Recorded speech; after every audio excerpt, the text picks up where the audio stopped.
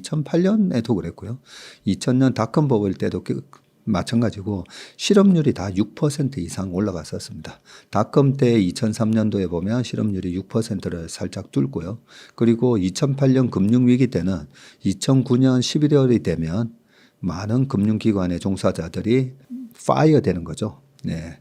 그렇게 해고당하면서 2009년 11월 되면 미국의 실업률이 10.8%를 기록합니다.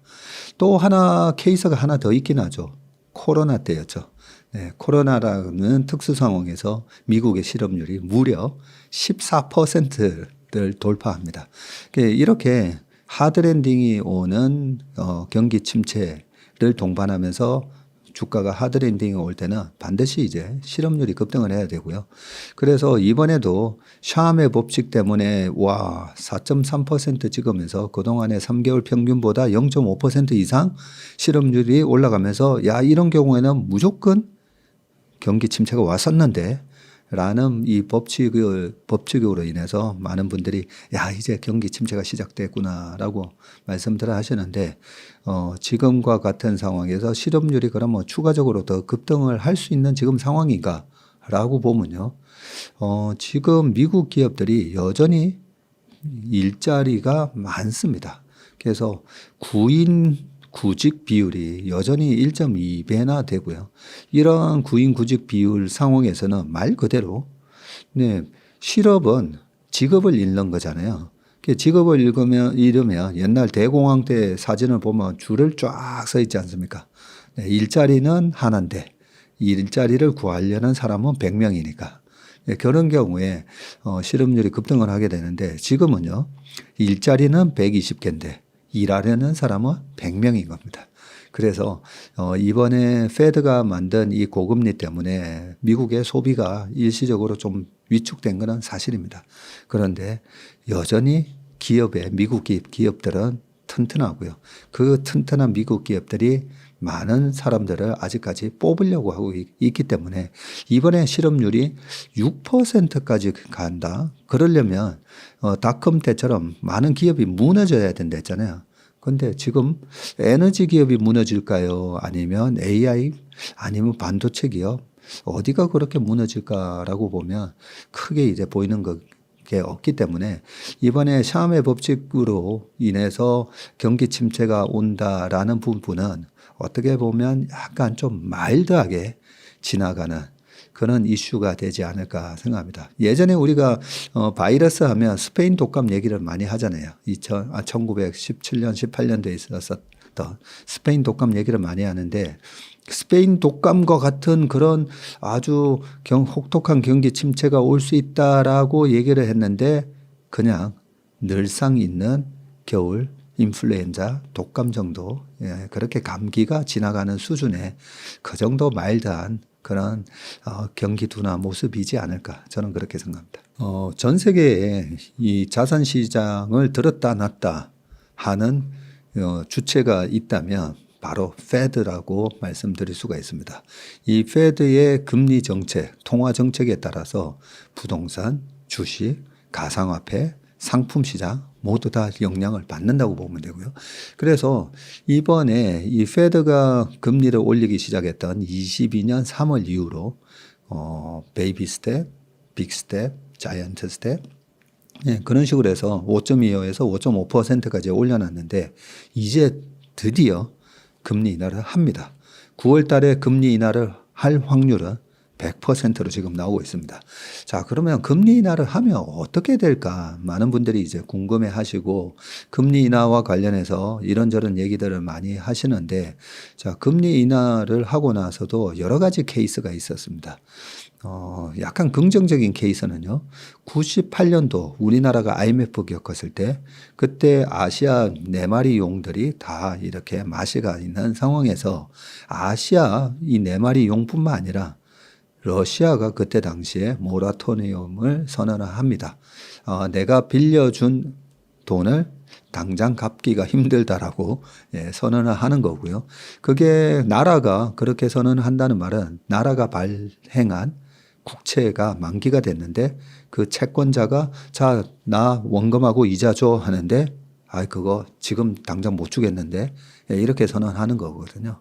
98년 8월 달에 러시아에 이 모라토리엄이 있고 그 영향으로 98년 10월 달에 롱텀 캐피탈 매니지먼트라고 하는 노벨 경제학상을 받은 교수님이 두 분이나 참여해서 만든 그 세계 최대 헤지펀드 회사가 파산을 합니다. 이 파산을 하다 보니까 앨런 그린스펀이 허겁지겁 금리를 내립니다. 그 금리를 내려주니까요, 주식시장은 마치 기다렸다는 듯이 폭등을 하기 시작합니다. 그래서 98년 10월 달에 나스닥이 1100을 찍었었는데요. 롱텀 캐피탈 매니지먼트의 파산 소식 때문에 일시적으로 급락하면서 1100을 찍었었는데 2000년 3월 달이 되면 이 1100이었던 나스닥이 5100이 됩니다. 4000포인트나 급등을 한 거죠. 엄청난 거품이 만들어졌고요. 1년 반 사이에. 그런 상황에서 금리 인하가 촉발한 그때 당시의 상황을 이 나스닥의 닷컴 버블의 그 투자자들이 한껏 그 스토리에 취해 있는데 금리까지 인하시켜주면서 나스닥의 버블에 기름을 부었다. 라는 표현을 할 정도였습니다. 그래서 이번에 이 금리 인하가 단행을 되면 그동안에 이 페드의 고금리 때문에 많은 기업 그리고 많은 실물 경제가 스트레스를 받았잖아요. 근데 이제 드디어 금리 인하를 해주는구나 라는 부분에 있어서 분명히 건강한 기업들한테는 그 기업의 자금 조달 코스트를 다운시켜주는 그런 좋은 효과가 나옵니다. 그리고 금리가 떨어지면요, 모든 자산 가격이 원래는 올라가게 돼 있죠. 모든 자산은 이 미래의 캐시플로우를 금리로 할인을 해서 현재가, 프레젠트 밸류를 구하기 때문에 금리가 낮아지는 거는 무조건 일단은 투자 자산한테는 유리한 상황이다라고 볼 수가 있습니다. 자, 그럼에도 불구하고 금리 인하가 있었을 때 과거의 사례를 보면요. 항상 금리 인하가 있기 전에 시장이 요동을 칩니다. 왜냐하면 금리 인하를 해야 될 정도로 지금 경기가 안 좋은 건가? 이런 의심을 하게 되거든요. 그런 의심을 할 수밖에 없었던 게 코로나 때 2020년 코로나가 빵 터지니까 페드에서 갑자기 금리 인하 50, 100 이렇게 전격적으로 하잖아요. 왜냐하면 실물 경기가 박살나는 상황이었으니까요. 그리고 2007년 말에 서프라임 모기지 사태로 인해서 이 서프라임 사태가 일파만파로 금융시장에 영향을 줄 것 같으니까 그때도 벤 버냉키가 금리를 전격적으로 인하를 합니다. 그래서 투자자들은 금리 인하를 할 때가 오히려 도망가야 되는 거구나. 주식시장에서 도망을 가야 되는 신호라고 또 생각을 하는 경우가 많습니다. 그뿐만 아니라 닷컴 버블이 깨졌을 때도 마찬가지입니다. 닷컴 버블이 깨졌을 때도 2001년 1월 3일부터 페드가 금리 인하를 하는데 2000년 하반기부터 닷컴 아류작들이 문제가 생기기 시작했었다 했잖아요. 2001년에는 엔론 사태가 생기고 이런 부분을 보면서 도미노처럼 기업이 무너지는 것 같으니까 그때도 페드가 금리 인하를 그때 당시에는 6.5에서 6%, 6에서 5.5 이런 식으로 금리 인하를 단행합니다. 이런 과거의 역사 때문에 금리 인하를 하면 무조건 도망을 가야 돼. 도망갔다가 금리가 충분히 낮아지고 나서 실물 경기가 망가지는 걸 확인하고 나서 그러고 나서 투자를 해야 돼. 이런 공식을 가지고 계신 분들도 많다 보니까 이번에 9월 달에 금리 인하를 앞두고 한 달 반 전부터 시장이 요동을 쳤던 거고요. 2019년에도 금리 인하를 단행을 3번을 했었거든요. 그때도 보면요. 2019년 7월 달에 단행을 했는데 5월 달부터 주가가 막 최근처럼 이렇게 막 흔들립니다. 그래서 이 금리 인하 자체에 대해서는 좋은 케이스도 있었지만 안 좋은 케이스도 많았기 때문에 금리 인하에 대해서는 일단은 투자자들이 장기적으로는 결국은 좋은 이슈다라고 하지만 단기적으로는 혹시 하드랜딩의 시작인가? 이런 부분에 대한 의심을 하기 때문에 이런 의심이 없어지려면요. 2019년처럼 7월에 한 번, 그 다음에 남은 하반기 동안에 두 번에 대해서 세 번의 금리 인하를 하는 동안, 실업률 양호하고 경기가 기업 망가지는 거 없고 괜찮네. 네, 괜찮다네라는 게 확인이 되면서 2019년에 마지막 금리 인하를 세 번째 하고 나서는 주가가 위로 빵 튑니다. 우리나라 주식도 그랬고 미국 주식도 그랬고. 네, 그랬기 때문에 이번에 첫 금리 인하를 하면요. 9월 달에 금리 인하를 하고 나서 이게 정말 하드랜딩인지 아닌지, 샴의 법칙대로 실제로 경기 침체가 오는지 아닌지, 여기서 실업률이 더 치고 올라가는 모습이 나오는지 안 오는지 사람들은 확인을 하려고 할 겁니다. 근데 여기에다가 또 불확실성이 하나 더 있죠. 11월 달에 있는 미국 대선. 이거 누가 되는 거야 도대체. 이 불확실성 때문에 금리 인하 이후에 아직까지 대통령 선거는 아직 안 끝났고, 그래서 9월 말부터 이 10월 시장이 또 한 번 막 요동을 치는 모습이 저는 나온다고 보고요. 그때면 10월 달에 나스닥이 또 뭐 3%씩 하루에 빠지는 그런 모습들이 또 연출될 거라고 생각하기 때문에 일단 10월 말까지는 미국 대통령 선거에 대한 불확실성도 있고 실업률이 어떻게 되는지도 확인하셔야 되고, 그리고 3분기 미국 기업들의 실적도 어떻게 되는지 확인을 하고 10월 말에 투자를 하는 게 낫다는 생각이고요. 아마 10월 말이면 제가 봤을 때는 하드랜딩은 없다라고 보기 때문에 투자자들은 글로벌하게 큰 자금을 가진 이 빅머니들은 10월 말에서 11월 달부터 다시 또 주식시장에 돌아와서 공격적인 투자를 할 거다. 저는 그렇게 생각합니다. 앞으로 주식시장은 어떻게 될까? 우리가 2023년 3월에도 미국의 지방은행 사태가 있었잖아요. 미국의 지방은행이 실리콘밸리뱅크 이런 은행이 파산을 해? 그런 두려움 때문에 그때도 금융 시스템 위기가 오는 거 아닌가. 그렇게 한번 주가가 확 빠지다 보면 밑에서 이 내가 투자하는 기업이나 내가 투자하는 자산에 대한 어떤 확신이 없는 그냥 포모 현상으로 아니면 가볍게 나도 한번 투자해볼까 했던 사람들은 그런 두려움 때문에 밑에서 다 포지션을 털게 됩니다. 그걸 갖다가 이 주식시장에서는 쫀칭을 턴다라는 표현을 하는데요. 그래서 강한 어떤 공포스러운 국면이 지나고 나면 그 공포의 위기감에 심리적으로 약한 분들의 매물이 밑에서 쏟아지게 되고요. 그 쏟아진 매물을 누가 가져가냐면요. 강력한 확신을 갖고 공부를 많이 하고 노련한 베테랑의 그런 스마트마니들이 그 매물을 걷어가게 됩니다. 그렇게 걷어가게 되면 주식시장이 오히려 가볍게 올라가는 그런 경향이 있습니다. 그래서 과거에 코로나 때 너무 무시무시했었잖아요. 그 무시무시한 상황에서 금리 인하를 해줬더니 어떻게 됐죠? 주가가 폭등을 했지 않습니까? 그런 현상이 이번에 8, 9, 10월 달에 경기 침체에 대한 두려움, 아니면 하드랜딩에 대한 두려움, 이런 얘기가 많으면 많을수록 그런 심리적으로 취약한 물량이 오히려 베테랑 스마트마니로 넘어가면서 수급이 깨끗해지고요. 그러고 나서 올 11월부터 내년 상반기에는 실제로 경기가 위축되지 않잖아요. 실제로 큰 기업이 무너지는 일이 발생을 하지 않잖아요. 그리고 AI 거품 아닌가 했는데 AI 쪽에 더 많은 투자와 더 많은 그런 매출이라든지 이런 게 발생을 하게 되면 주가가 한 차례 더 랠리를 이어가게 되고, 저는 그걸 이번 상승에 22년 12월 달에 바닥을 찍고 시작된 이 강세장에 1파 상승, 2파 조정, 3파 상승, 4파 조정, 5파 상승, 이렇게 크게 엘리엇 파동이 있다라고 보면 1파 상승이 22년 10월 달부터 작년 8, 9, 10월 달에 쑥 빠졌었잖아요. 작년 7월까지 있었던 1파 상승이고요. 그리고 작년 8, 9, 10월 달에, 그때 10월 달에는 하마스의 이스라엘 공격, 그리고 미국 10년물 국채가 5% 찍으면서 8, 9, 10월 달에 나스닥이 3개월 연속 음봉이 났거든요. 우리나라는요, 코스피가 2277까지 빠졌었어요.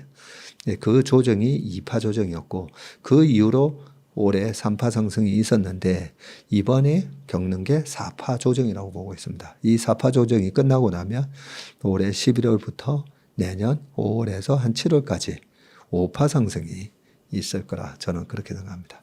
이번 AI 랠리의 전 세계적인 주도주는 엔비디아였으니까요. 우리가 엔비디아에 대한 공부를 하지 않고 IT나든지 이번에 반도체에 투자하는 거는 말이 안 되고요.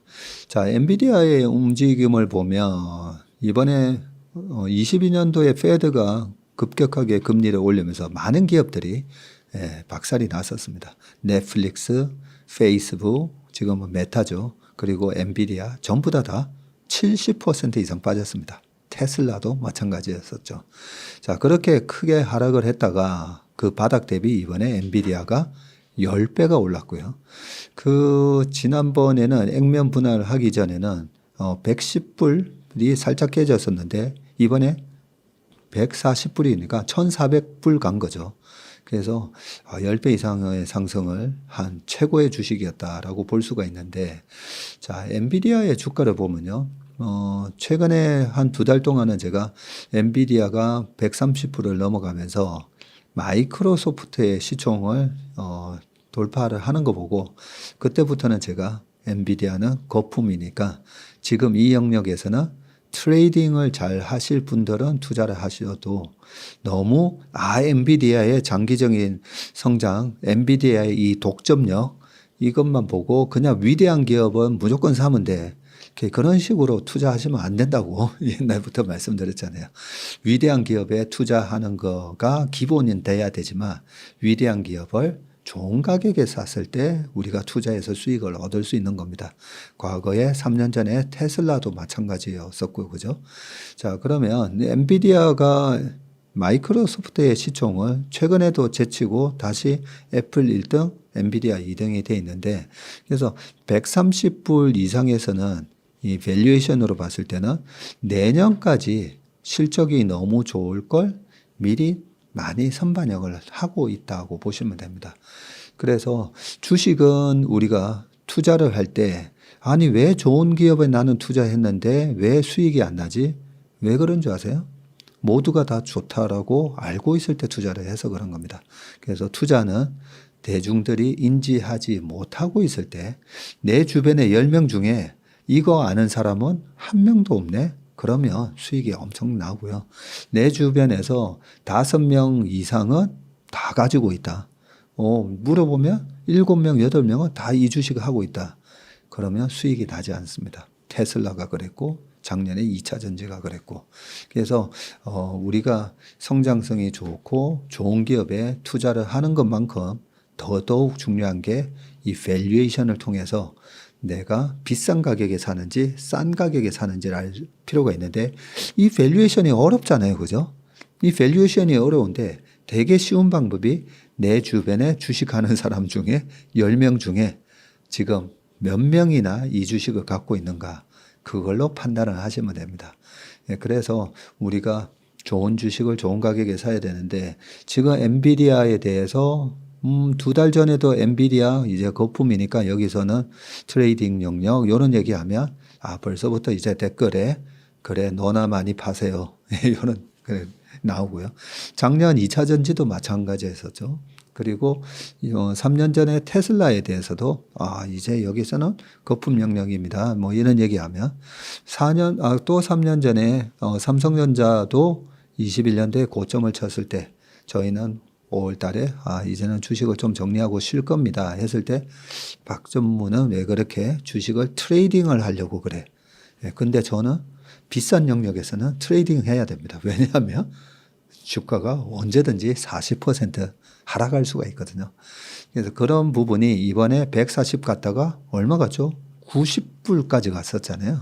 이런 변동성은 언제든지 올 수가 있고 주가가 낮은 상황에서 미국의 지방은행 사태니 아니면 뭐 여러 가지 이슈가 발생했을 때 저는 두렵지 않습니다. 왜냐하면 주가가 싼 영역에서 시장 충격에 의해서 주가가 빠지면요 빠르게 회복을 하거든요.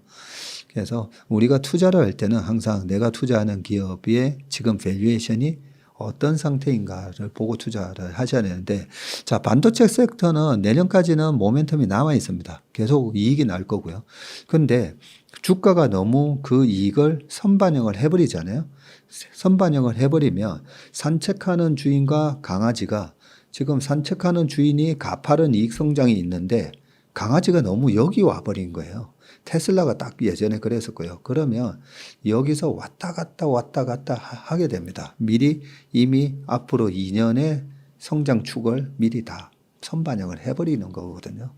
그래서 엔비디아 같은 경우에는 지금도 저는 이제 트레이딩 영역이고 130불이 넘어가면 분할 매도 관점이고요. 이번에 11월 달부터 내년 상반기까지 다시 한번 시장에 랠리가 있을 때, 이때는 잘하면 뭐 150불 정도도 갈 수는 있지 않을까 싶은데, 우리가 주식 투자할 때 130불에 가서 130불에 사서 150불도 갈 수 있을 것 같은데 이런 확률로 투자하면 안 되거든요. 그것보다는 지금 이 주식 7만 원에 사서 이거는 15만 원, 20만 원 갈 것 같은데, 예, 그럴 때 저는 주식 투자를 해야 된다라고 생각합니다. 그래서 엔비디아는 앞으로 주도주로서의 계속 나쁘지 않은 모양은 보이겠지만, 초보자들이 지금 이 영역에서 돈을 엔비디아를 통해서 이미 10배 난 주식을 가지고 여기서 추가적으로 돈을 번다. 네, 작년에도 그랬죠. 많이 올라온 주식이 여기서 또 10배가 더 간다라는 얘기들이 난무할 때가 항상 조심을 해야 될 때다 말씀드리고, 반도체의 사이클로 보면 반도체도 여러 가지 종류가 있잖아요. 시스템 반도체, 그 다음에 메모리 반도체, 그리고 메모리 중에서도 DRAM이 있고 낸드가 있고, 그리고 이 반도체를 또 대신 만들어주는 TSMC와 같은 파운드리가 있고, 이 반도체를 설계만 하는 회사가 있고, 그죠? 그리고 이 반도체를 만드는 데 들어가는 여러 가지 소부장 업체, 그걸 만들기 위한 장비 업체. 그래서 약간씩은 좀 사이클이 다릅니다. 그런 걸 보면 내년에서 내후년까지는 지금 중국의 빅테크 기업들이 과거 2013, 14, 15, 16년도만 하더라도, 와, 중국의 알리바바, 중국의 바이두, 중국의 텐센트, 그러면서 뭐라고 그랬죠? 우리가 베트라 그랬었어요. BAT.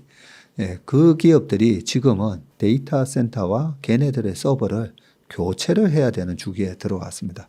그래서 범용 반도체가 많이 앞으로 쓰이게 될 거고, 그런 측면에서 한국에서는 삼성전자, 하이닉스, 그리고 미국에서는 마이크론 같은 기업의 실적이 내년도 되면, 마이크론은 올해 대비해서 내년 실적이 뭐 4배, 5배 이상 성장한다고 되어 있거든요. 그래서 아직 그쪽 영역은 추가적인 상승의 룸이 50% 가까이는 아직은 보이기 때문에, 이번 변동성을 이용해서 반도체는 내년 상반기까지 투자를 좀 안심하고 해도 되는데, 엔비디아는 아무튼 잘 트레이딩을 하시기 바라겠습니다. 삼성전자 주주가 600만 명이 넘었다라는 얘기를 23년 초에 들었을 때만 하더라도 되게 기분이 좋았습니다. 왜냐하면 삼성전자 사가지고는 그래도 손해는 안 날 거기 때문에, 우리나라에 600만 명이나 되는 그런 투자자분들이 다른 주식도 아니고 그래도 삼성전자 사셔서 참 다행이다라는 생각했고요. 코로나 때도 마찬가지였죠. 코로나로 시장이 박살났을 때도, 그때도 개인 투자자 1등 종목이 삼성전자였습니다. 어떻게 됐죠? 결국은 그때 코로나 때 36,000원까지 빠졌던 그 삼성전자 주가가 96,000원까지 올랐었지 않습니까? 물론 그때 코로나 때도 9월 달까지는요, 야, 도대체 삼성전자 이건 뭐야? 6만 전자. 6만 원을 못 뚫는다고 해서, 6만 전자. 그래서 아무리 좋은 가격에 또 샀어도 또 하나 더 중요한 게 있죠. 인내. 네, 투자자들이 인내했을 경우에만 그 수익을 얻을 수 있다고 보시면 되고, 최근에도 보면 삼성전자가 하이닉스의 이 HBM 기술을 빠르게 못 쫓아오면서 굉장히 굴욕을 당했습니다. 그죠? 하이닉스 같은 경우에는 15만 원 갔던 주가가 5만 원까지 떨어졌다가 22년도에 그러고 나서 24만 원까지 올라왔었죠. 이렇게 큰 폭의 상승을 했음에도 불구하고 삼성전자는 5만 1,800원 찍었다가 최근에야 겨우 8만 8천 원까지 올라오는 이런 모습을 보였었는데, 다른 반도체 마이크론도 40 갔다가 150 갔는데 이 너무한 거 아니야? 예, 이런 생각에 600만 명이 넘었던 이 삼성전자 주주분들이 작년부터 많이 이탈을 했습니다. 작년에는 2차 전지 사러 많이 이탈을 했고요. 그때 한 150만 명이 이탈을 하셨고, 최근에도 삼성전자를 가지고 계신 분들이 아우 답답해, 예, 이런 생각을 많이 하셨을 건데, 우리나라에서 지금 정부가 밸류업을 추진하고 있고요. 기업의 지배 구조가 가장 큰 문제인데, 그나마 삼성전자는 글로벌 스탠다드에 맞게 외국인 주주가 56%가 넘거든요. 그러니까 글로벌 스탠다드에 맞게 경영을 안 할 수가 없습니다. 그래서 지배구조 문제 없고, 그리고 세계적인 그런 반도체 경쟁력 가지고 있고, 하지만 HBM에서 뒤처졌었는데, 이 HBM이요 2023년 2022년 이 데이터만 보더라도 HBM 시장에 삼성전자, 하이닉스가 45, 45 점유율, 그리고 나머지 10%를 마이크론이 했었는데, 이번에 엔비디아에 들어가는 AI 가속기에 들어가는 차세대 HBM3를 하이닉스가 먼저 빠르게 출시하는 바람에 삼성전자가 조금 허둥지둥하는 모습을 보였지만, 그리고 이 HBM이라는 반도체가 전체 반도체에서 차지하는 비중이 겨우 2%였습니다. 그래서 삼성전자 입장에서는 오히려 그 2%밖에 안 되는 HBM을 가지고 거기에 우리가 많은 인력과 시간을 투여할 필요가 있나?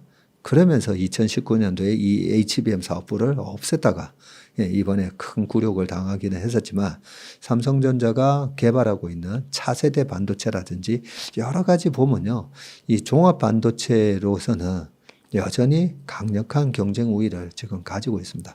그래서 최근에 삼성전자, 하이닉스, 마이크론이 다 실적 서프라이즈를 2분기 연속 내고 있거든요.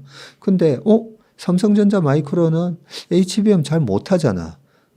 그런데 왜 저렇게 수익이 많이 나지?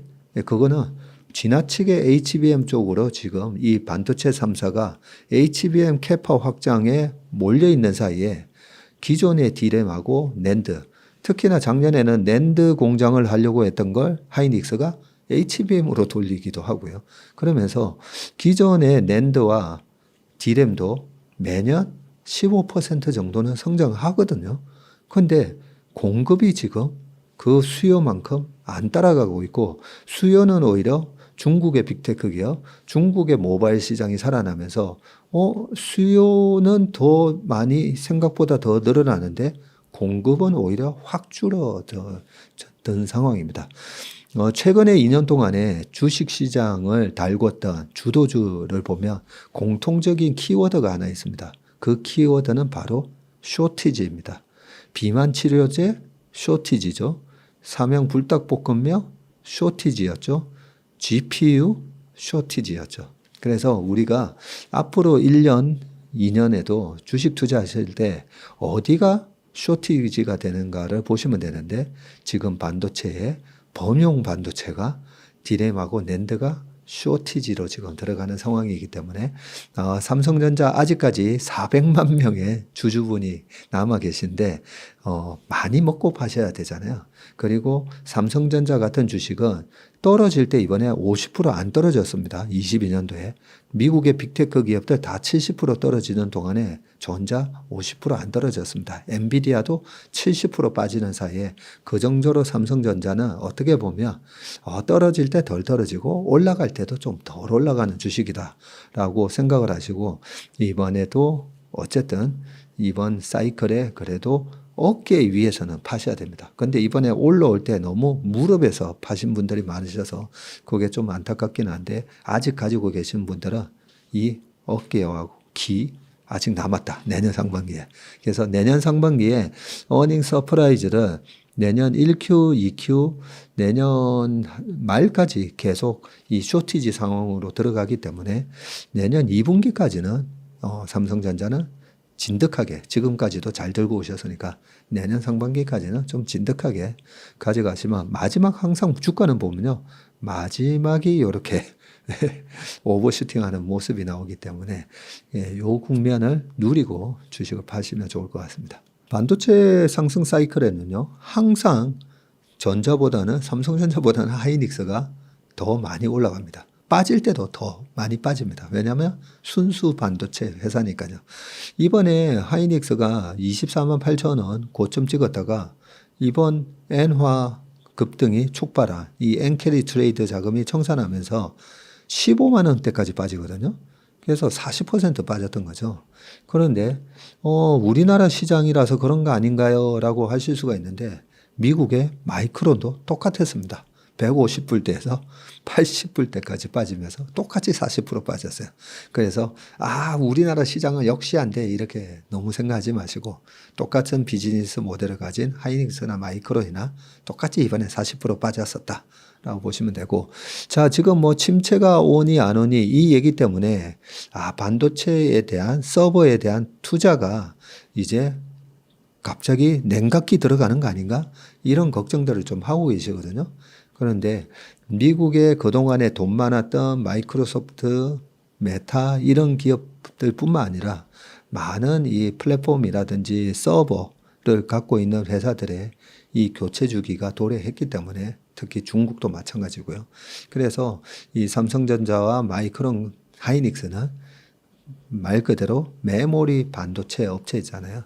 그래서 이 메모리 반도체는 내년까지 계속 호황이기 때문에 하이닉스 같은 경우에도 지금 밸류에이션이 25만 원 갔을 때는 좀 팍팍하긴 했었는데 내년 상반기까지는 여기서 뭐 추가적으로 더 무너지는 것보다는 오히려 전고점 근처까지 한번 추라이를 하지 않을까 생각이 들고 마이크론도 저는 똑같은 생각을 하고 있습니다. 올해로 따지면 아마 주식 투자를 3년, 4년을 내가 했는데 올해 너무 힘듭니다 라고 하면서 저희 회사에 찾아오시는 분들이 많습니다. 왜냐면요. 올해 같은 주식 시장이 난이도로 따지면 굉장히 어려운 시장입니다. 22년과 같은 그런 하락장도 겪으셨지만 그때는 모든 주식들이 다 같이 빠졌잖아요. 그런데 올해 같은 장은 올라가는 주식은 올라가고 내 주식은 안 올라가고 도대체 왜 이러는 거야 이러면서 이 고금리 상황에서 나오는 실적 장세가 한마디로 실력 장세이거든요. 거기다가 대통령 선거가 있고 이 페드의 첫 금리 인하까지 맞물려 있고 거기다가 미국의 실업률이 돌아선다. 이런 상황에서 정말 하드랜딩이 올 수도 있는 여러 가지 상황 때문에 저 역시도 이번 시장에 대해서 대응을 하는 게 굉장히 어렵고 이 시장을 어떻게 전망을 하고 그림을 그려서 대응 전략을 짜야 되는지 굉장히 어려운 장입니다. 그래서 난이도가 정말 높은 장이라서 그런 거고요. 그 어려운 장이 이번에 8, 9, 10월 아직 석 달 남긴 했는데 10월 달까지 자금 관리를 잘 하시면 이제 거의 다 끝나갑니다. 그리고 11월 달부터는요. 올해 많이 빠졌던 주식부터 시작해 가지고 그동안에 못 올랐던 그런 여러 섹터들부터 그리고 그동안에 또 올라갔던 이익 모멘텀으로 올라갔던 주식까지 함께 내년 상반기까지는 어느 정도 랠리를 하면서 그동안에 손실을 보셨던 분들은 많이 만회할 수 있는 장이 앞으로 연말에 도래하니까요. 이 기회를 이번 위기를 기회로 살리는 그런 슬기로운 대응을 잘 하시면 내년 상반기에 크게 다시 손실을 복구하고 주식 투자로 이익을 볼 수 있는 그런 타이밍이 내년에 도래한다라고 말씀을 드리면서 힘내시라는 그런 응원의 말씀을 전해드립니다.